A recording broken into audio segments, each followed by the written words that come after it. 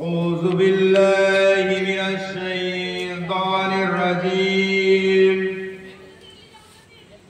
بسم الله الرحمن الرحيم نحمده ونصلي على رسوله الكريم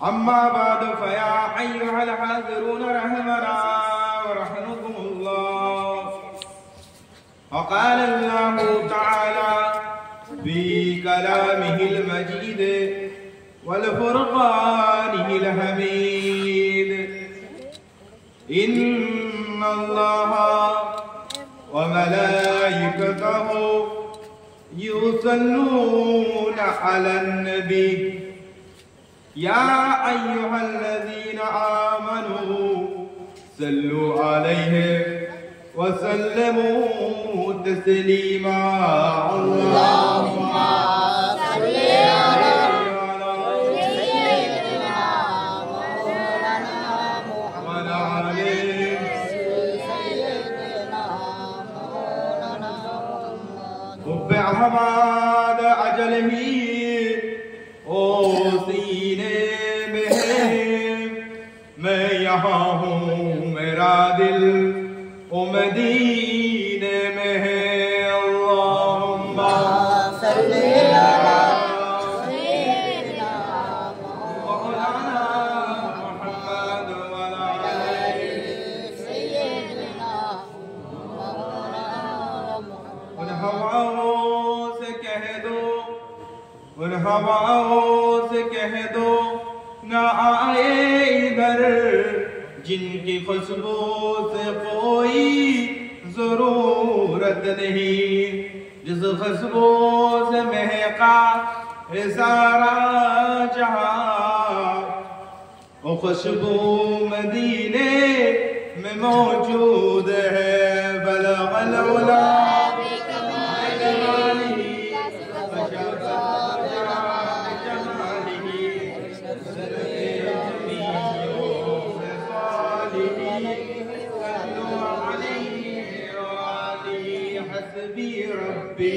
جل اللہ ما فی قلبی غیر اللہ نور محمد صلی اللہ لا الہ الا اللہ لا الہ الا اللہ لا الہ الا اللہ محمد رسول اللہ وقال اللہ تعالی في كلامه المجيد والفرقانه الحميد من عمل صالحا فلنفسه وما أساء فعليها وما ربك بظلام للعبيد صدق الله المولانا العظيم সম্মানীয় সুধী মাননীয় উপস্থিতি সামনে বসে থাকা বয়োজ্যেষ্ঠ চাচাজিরা সমবয়স্ক ভাইরা স্নেহের কুচি কুচি বাচ্চারা পর্দার আড়ালে দিনদার ইমানদার মুত্তাকি মমতাময়ী নামাজি আমার মা ও বোনেরা বিশেষ করে এলাকার ইমাম সাহেবান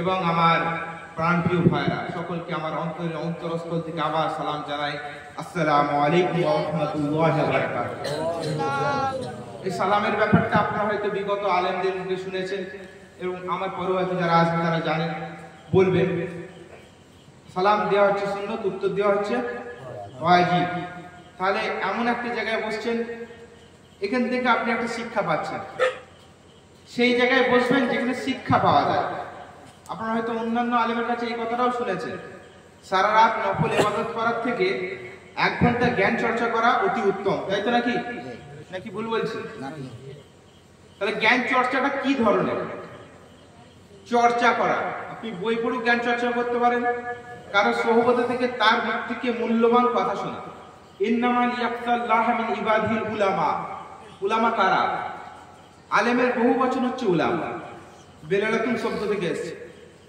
উলামা হচ্ছে তারা যারা আল্লাহর হয়ে যায় আল্লাহ তার হয়ে যায় জোরে বলুন না সুবহানাল্লাহ আমার চাচাজি আলা হযরত সাহেব সৈয়দ আব্দুল ফাত্তাহ সাহেব হাফিজাহুল্লাহ আমার খুব কাছের ওনার এখানে আপনারা উপস্থিত হতে পেরেছে একটা পীর এবং মুর্শিদের মধ্যে একটা সম্পর্ক কেমন জানেন? একটা গাছ আর গাছের ফুল দুটো কি আলাদা থাকে না একসাথে থাকে? উনি যদি গাছ হয়ে থাকেন, আপনারা সবাই ফুল। ওনার মহাব্বতে আপনারা এখানে এসেছেন। আমাদের বাপ চাচারা 5 ভাই, তাদের সন্তান 10টা, সব মিলিয়ে আমরা 10 জন চাচাতো ভাই। যে যার নীতি আদর্শ নিয়ে থাকে, ওইটা তার ব্যক্তিগত পছন্দ, সেটা তার ব্যক্তিগত পছন্দ। আমি এখানে উপস্থিত হতে পেরেছি, আমি নিজেকে ধন্য মনে করছি। আপনাদের মতো আমি এখন একজন খাদেম। বাচ্চাদের পায়ের ধুলোর যোগ্য হওয়ার সেই যোগ্যতা এখন আমাদের হয়নি, আগামীতে হবে কি তাও জানি না। আমরা তেমন কিছু জ্ঞানী মানুষ নয়, তেমন কোনো যোগ্য মানুষ নয়। তাদের কাছে ওঠা বসা শেখা, সেগুলি আপনাদের কাছে আলোচনা, সেগুলি এক একটা ইতিহাস, একটা মহাকাব্য হয়ে গেছে। আব্বা হুজুরের কাছ থেকে যে কথা শিখেছি, মেজো চাচা হুজুরের কাছ থেকে সেই কথাটাই শুনছি, সেজো চাচা হুজুরের কাছে সেই কথাই শুনেছি, ন চাচা হুজুরের কাছে সেই কথাই শুনেছি, এবং ছোট চাচা হুজুরের কাছে সেই কথাই শুনেছি। সুবহানাল্লাহ, একই নীতির উপর আমরা থাকে, একটা আদর্শের উপরে থাকে। তাহলে তাদের নীতি, তাদের আদর্শ, তাদের কথাবার্তা আমরা মানবো কেন? প্রশ্ন আসে না? বলেন যে আমি আলেমের কথা শুনবো কেন? প্রশ্ন আসতে পারে। আমি তো মুসলমান, আমি ঈমান এনেছি। ঈমান আনার ব্যাপার আছে। বুনিয়াল ইসলাম আলা খামসিন, 5টা স্তম্ভ আছে। ঈমান আনার 5টা স্তম্ভ আছে। প্রথমত ঈমান, তারপরে নামাজ, হজ, যাকাত, তারপরে আপনার এই 5টা জিনিস আপনাকে যে জিনিসটা করতে হবে। ঈমান আনলেন, ঈমানটা কি? একটা কচু পাতা আপনারা শুনেছেন, তাতে একটু পানি। শেষ জামানায় আপনার হাতে আগুনের গোলা রেখে দেওয়া হবে, সেটা আপনি রাখতে পারবেন, কিন্তু ঈমান রাখা কঠিন হয়ে যাবে। নামাজ 5 ওয়াক্ত আপনার জন্য ফরজ করা হয়েছে। ফজরের 2 রাকাত, জোহরের 4 রাকাত, আসরের 4 রাকাত, মাগরিবের 3 রাকাত এবং ইশার 4 রাকাত। এটা আপনাকে পড়তে হবে, এটা মাস্ট বি। আপনি যে অবস্থায় থাকেন, যেখানেই থাকেন, পাক থাকতে হবে। এইটাকে অবহেলা করলে চলবে না। এটা হলো চাবিকাঠি, জান্নাতে ঢুকবেন, চাবিটা ঘোরাবেন। এবার আপনার আসছে রোজা। 1 মাস রমজান মাসে আল্লাহ পাক আমাদের জন্য রোজা ফরজ করেছেন। অ্যাডাল্ট হয়ে গেলেন, ছেলেদের 12 থেকে 13, মেয়েদের ওই 8-9 বছর থেকে রোজা ফরজ হয়ে যায়। কোনো ক্ষেত্রে কোনো কারণবশত রোজা মিস হতে পারে না পারে? তার জন্য আল্লাহ হচ্ছেন রহমান রহিম, মাফ করে দেবেন। আপনাকে সেটাকে কাজা করতে হবে, তো ইচ্ছা করে আপনার রোজা কাজা করা যাবে না। তাহলে নামাজ, প্রথমে ঈমান, তারপরে নামাজ, তারপর রোজা। এবার আসছে যাকাত। যাকাতের অঙ্ক বহুত, সাধারণ লোক অঙ্ক করতে পারবে না। এর আপনি বলছেন সাধারণ লোক অঙ্ক করতে পারবে না কেন? যোগ বিয়োগ গুণ ভাগের ব্যাপার নয় এটা, এটা আলেমদের কাছে বসতে হয়। কেমন? একটা উদাহরণ দিচ্ছি। ধরুন আপনাদের এই যে নতুন ডিগ্রি কাটার একটা ব্রিজ হয়েছে, এটা সাধারণত কোনো মিস্ত্রি করে ফেলতে পারবে না। তাকে একটা স্ট্রাকচার দেওয়া হয়, তাকে একটা অঙ্ক কষে বলতে হয় যে এইটা, এই মেটেরিয়ালসটা এতটা দিতে হবে, তাহলে আপনারা পারবেন যে এইটা ব্রিজটা করতে পারবেন এতদিনে, এই সময়ের মধ্যে কমপ্লিট। ঠিক যাকাতের বিষয়টা, আপনার কাছে কত টাকা রয়েছে, কত সম্পদ রয়েছে, কথা কি বুঝতে অসুবিধা হচ্ছে? শুনছেন তো? কারণ আমাদের যাকাতের বিষয়টা অবশ্যই জানতে হবে। এটা আমাদের জন্য কি ফরজ, ফরজ আপনাকে করতেই হবে। আপনি 2 রাকাত নফল নামাজ পড়েননি, অসুবিধা নেই। সুন্নত নামাজ ছেড়ে গেছেন, আল্লাহর মহব্বতে, আল্লাহ রসুলের মহব্বতে, আল্লাহ রসুল সেটা মাফ করে দিতে পারে। সুবহানাল্লাহ। কিন্তু আপনাকে একটা ফরজ, আল্লাহ আইন, আল্লাহ কোরআনে 2টো কথা, একটা হচ্ছে আপনার আদেশ, একটা হচ্ছে নিষেধ। যেগুলো আদেশ করেছে সেগুলো আপনাকে পালন করতেই হবে, যেগুলোকে নিষেধ করেছে সেগুলোকে ছেড়ে দিতে হবে। এটা ওনার আদেশ, কথা বোঝা যাচ্ছে? এবার যাকাতটা আপনাকে একটা অঙ্কের মধ্যে, আপনারা সাধারণত একটা মানুষের মুখে শুনে আসছেন, আলেমদের মুখে শুনেছেন কি, যে 7.5 ভরি সোনা 52 ভরির উপর থাকলে তাকে যাকাত দিতে হবে। কিন্তু তার যদি ঋণ থাকে, সেই পরিমাণ যদি টাকা থাকে, এবং সেই পরিমাণ যদি তার স্টক বিজনেস থাকে, এইসব বিষয়বস্তু আপনাকে জানতে হবে। কেমন জানেন? আপনি যখন নতুন কোনো ব্যবসা করতে যান, যে ব্যবসায়ী তার কাছে যে জানেন, যখন কোনো চাষ করতে যান, কোনো চাষির কাছে যান, কোনো ইংলিশ পড়াতে চান ছেলেকে, তার ইংলিশ টিচারকে দেন, ঠিক কোনো ছেলেকে মওলানা করতে চাইলে তাকে মাদ্রাসায় দেন, এই বিষয়টা আপনাকে জানার কারণে কার কাছে যেতে হবে? আলেম। আল্লাহ রসুল, তারপরে এসে তাবি, সাহাবারা এসে তাবে তাবিন, আহমেদ মুস্তাহিদিন, তারপরে এসে আলেমরা। এই এক একটা আলেমের গুরুত্ব কত, এইটা একবার আপনাকে জানতে হবে। এক একটা আলেমের গুরুত্ব হচ্ছে, যে এলাকায় একটা আলেম থাকে, যে এলাকায় একটা আলেম থাকে, আলেম আপনি তাকে পীর বলে মানতে পারেন, যার কাছ থেকে আপনি কিছু শিক্ষা গ্রহণ করেছেন। সেই শিক্ষা, যার কাছ থেকে শিক্ষা পাওয়া যায়, তিনি হচ্ছেন উস্তাদ, তাকে পীরও বলা হয়। সেই পীরের কাছ থেকে আপনি যে ফয়েজটা পাবেন, যে শিক্ষাটা পাবেন, সেটা আপনার জীবন চলাতে কাজে লাগবে। যাক, তারপর হচ্ছে হজ। হজটা আপনার কখন? হজ আপনাকে জানতে হবে, আপনি যে টাকা রোজগার করছেন সেই টাকা আপনি বাড়িতে রেখে আপনার যাতায়াতের একটা অ্যামাউন্ট সেটা ধরা থাকে সেক্ষেত্রে, এবং আপনার সংসার চালাতে আপনার বাচ্চা, বউ, স্ত্রী বা আপনার বাবা মা, তারা 1 মাস বা আপনি 1.5 মাস যতদিন ওখানে থাকবেন, সেই ভরণ পোষণের খরচা আপনাকে ওখানে রাখতে হবে। এটা হচ্ছে আপনার হজের ব্যাপার।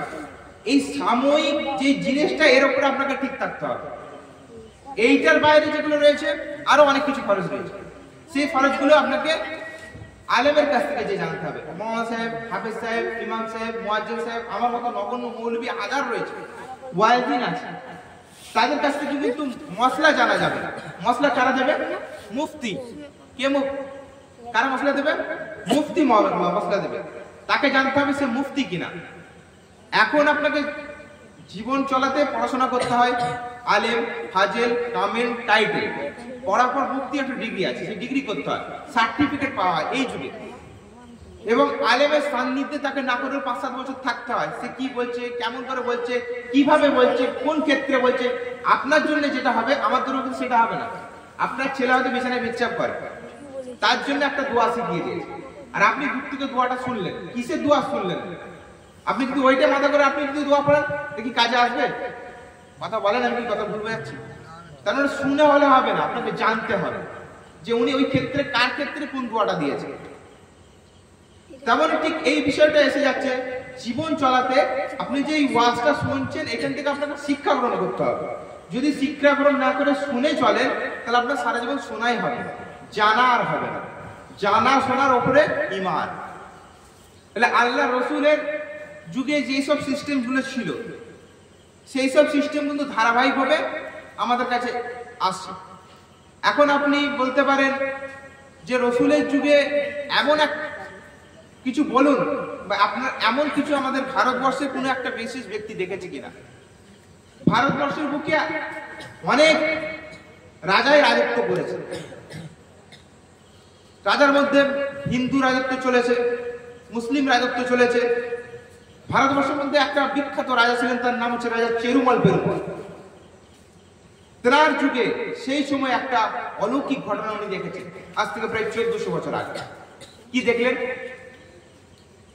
ভারতবর্ষের মুখে এমন একটা রাজা ছিলেন, রাজা চেরুমল পেরুমল। তার সঙ্গী সাথীদেরকে নিয়ে তিনি ডিনার করতে শুরু করে দিলেন।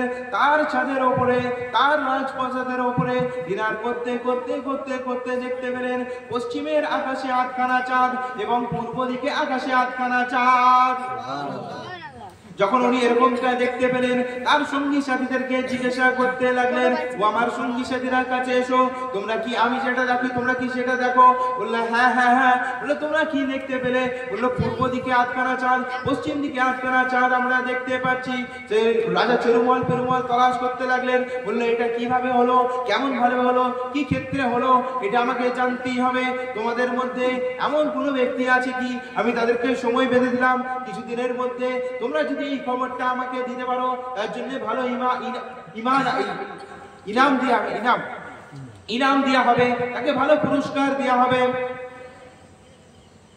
এই কথা শোনার পর সবাই তলাশ করতে লেগে গেল। কিছুদিন কেটে গেল, কেউ খবর দিতে পারছে না 8খানা চাঁদ দুদিকে কিভাবে হয়ে গেল। তারা কি ভুল দেখলো, তারা কি কেমন ভাবে দেখলো, তারা শুরু করে দিল, চিন্তা ভাবনা করলো এটা কিভাবে হলো। অনেকদিন খুঁজতে খুঁজতে তারা বিফল হয়ে গেল, তারা জানতে পারলো না। এমন করে কিছুদিন কেটে গেল। আজ থেকে 1400-1450 বছর আগেকারের ঘটনা আপনাদেরকে বলছি। তখন ছিল ব্যবসা বাণিজ্য। ব্যবসার বাণিজ্য কি আগে জানতে হবে। ব্যবসা বাণিজ্য জিনিসটা বুঝতে হবে। ব্যবসা হয় দেশের মধ্যে, ব্যবসা হচ্ছে দেশের মধ্যে, আর বাণিজ্য হচ্ছে দেশের বাইরে। বাণিজ্য হচ্ছে দেশের বাইরে, আপনি এক দেশ থেকে অন্য দেশে যেটা ট্রানজাকশন করবেন, লেনদেন করবেন, সেটা হচ্ছে বাণিজ্য। সেই বাণিজ্যের জন্য সুদূর আরব থেকে, মদিনা থেকে মানুষ এই ভারতবর্ষে আসতেন ব্যবসা বাণিজ্য করার জন্য। বাণিজ্য করতে যখন শুরু করে দিলেন রাজা পেরুমল, তখন ভারতবর্ষ শাসন করছে, তখন তার কাছে আসতেন। তখন কথার মাধ্যমে কথা বেরিয়ে গেল যে মদিনায় এমন একটা ব্যক্তি রয়েছেন, তিনি হলেন হযরত মুহাম্মদ সাল্লাল্লাহু আলাইহি ওয়াসাল্লাম। তার আঙ্গুলের ইশারায় চাঁদ দুখণ্ডিত হয়েছিল। যে রাসূল আঙ্গুল তুললে চাঁদ দুখণ্ডিত হয়ে যায়, পা তুললে মিরাজে পৌঁছে যায়, সেই রাসূলের ভক্তি হবো, কার ভক্ত হবো, তাই তো নাকি? এই ঘটনা শোনার পর রাজা পেরুমল আড়া দেওয়া শুরু করলেন। বললো ওই ব্যক্তিটাকে আমাকে দেখতে হবে, মদিনার দুলাল আমিনার লালকে দেখতে হবে। সেই ব্যক্তিটা কে ছিল, তার কাছে আমাকে যেতে হবে। সে সেই জায়গায় পৌঁছে গেল। সংক্ষেপে বলছি আপনাদের খেদমতে, আপনাদের ভাই আপনাদের কাছে এসেছি, এই ঘটনাটা তুলে ধরছি। এরপরে অনেক আলেম আপনাদের কাছে ওয়াজ করেছে, এরপরও আপনাদের কাছে অনেক আলেম ওয়াজ করবেন। এই বিষয়টা বোঝার বিষয় আছে। রাজা পেরুমল একটা হিন্দু ব্যক্তি হয়ে সেই রাসূলের কাছে গেলেন, ঘটনা শুনলেন, তার কথাবার্তা শুনলেন, তার মুখ দেখলেন, তার হাত দেখলেন, তার সঙ্গে কথাবার্তা বলার পর হাতে হাত রেখে ইসলাম কবুল করলেন। এও শুধু নয়, ডক্টর মরিস বুকাইরি সেও পর্যন্ত ইসলাম নিয়ে চর্চা করতে করতে সেই ঈমান এনেছে। সেই রাসূলের প্যার আমি শুরুতেই বলেছিলাম, আমিলা সালিহান লিনাফসি ওয়া আসাহা আলাইহা ওয়া রাব্বুকা বিযাল্লাম মিনাল আবিদ। যে যেমন করবে সে তেমন পাবে, যে যেমন করবে সে তেমন পাবে। রাসূলের প্রেম যদি আপনার মধ্যে না থাকে, রাসূলের মহব্বত যদি আপনার মধ্যে না থাকে, আপনি কোনোদিনই আগে বাড়তে পারবেন না। আর সেই রাসূলের প্রেম, সেই রাসূলের মহব্বত আপনাকে একটা বিশেষ ব্যক্তির কাছে এসে শিখতে হয়, সেই বিশেষ ব্যক্তির ফয়েজ নিতে হয়। আমার চাচা হুজুরের কাছে আপনারা এসেছেন, শুনেছেন, উঠেছেন, বসেছেন। আল্লাহ তাকে জান্নাত নসিব করুন। উনি হচ্ছেন আলাদা জগতের মানুষ। আমি হুজুরের সম্বন্ধে কথা জানতে চেয়েছিলাম, অনেক কিছু ব্যাপার, সংক্ষেপ সময় কত কথা আলোচনা করবো। মামা এসে গেছেন, ওয়াজ নসিহত করবেন, অনেক ব্যক্তি আছে ওয়াজ নসিহত করবেন। আপনাদের ভাই কিছুক্ষণ আলোচনা করলাম, এদিকে কিছু আপনারা পেলেন তো রাগ করবেন না। ভালোবাসা, মহাব্বতের অন্তর থেকে, যেখানে কলব में सोज नहीं और रूह में एहसास नहीं कुछ भी पैगाम मोहब्बत का तेरे पास नहीं। আল্লামা ইকবাল বলেছেন, হৃদয় নেই কো উত্তাপলেশ, অনুভূতিহীন আত্মাজার, বিশ্ব নবীর বাণীর মর্ম বুঝবে সেজন কেমনে আর। যদি আপনি বিশেষ নবীকে নাই চেনেন, সে নবীকে নবী এত করি, তার কারণ অবশ্যই রয়েছে। সে রাসূলের দিকে যদি আল্লাহ রাসূল বললেন যে আমার দিকে একবার সনজরে দেখলো বা আমার কোন মসজিদ দিয়ে দেখলো, আমার জন্য, তার জন্য আমার ওয়াজিব হয়ে যায় তাকে জান্নাতে দেওয়া। সুবহানাল্লাহ বলবেন না? কি আমাদের দিন আমাদের কি অবস্থা হবে। সেই রাসূল, আপনারা শুনেছেন অনেক আলেমের মুখে যে আমরা বিভিন্ন নবীর কাছে যাব, রাসূলের কাছে যাব, তারা বলবে যে এরকম এরকম ব্যাপার আমরা পারবো না। আমাদের রাসূল বলবে আমার উম্মতের জন্য আল্লাহর কাছে দাবি করবেন। আল্লাহ আমাদের সকলকে যদি ঈমানটা ঠিক রাখতে পারি, ঈমানটা ঠিক রাখুন, নামাজ, রোজা, হজ, যাকাত করুন। সবথেকে প্রথম হচ্ছে রাসূল 40 বছর, তারপরে ওনার উপরে নবুয়ত এসেছিলেন, উনি উত্তম আদর্শবান মানুষকে শিখিয়েছিলেন। ওখানে ওই জন্য মানুষ বলেছিল রাহমাতুল লিল আলামিন তাকে বলা হয়েছে, এবং আস-সাদিক বলা হয়েছে। অনেক কারণ ছিল। তখনকার যারা বদমাইশ লোক ছিল, খারাপ লোক ছিল, তার সোনা দানা টাকা পয়সা সব রাসূলের কাছে রাখতো। কত অলৌকিক বিষয়। যাকে খারাপ ভাবতো তার কাছে রেখেছে সব জিনিস, তাই জানে এই মানুষটা ভালো। তিনি একটা উত্তম আদর্শ শিখিয়েছেন, ভালোবাসা শিখিয়েছেন, ভ্রাতৃত্ব শিখিয়েছেন, বন্ধ শিখিয়েছেন। কোনো ধর্মকে ছোট করবেন না, কোনো ধর্মকে ছোট করবেন না। আপনার ওর ধর্ম ওর কাছে, আপনার ধর্ম আপনার কাছে। আপনি ভালোভাবে থাকুন, সুস্থ থাকুন, ভালো থাকুন। অন্য ধর্মকে অন্যরকম ভাবে রাখুন, আপনার ধর্মের কাছে আপনি ঠিকঠাক থাকুন। আর রাগটা খুব কম, সবর করুন। এই রোজার মধ্যে আপনাকে সবরটা শিখতে হবে, ধৈর্য শিখতে হবে।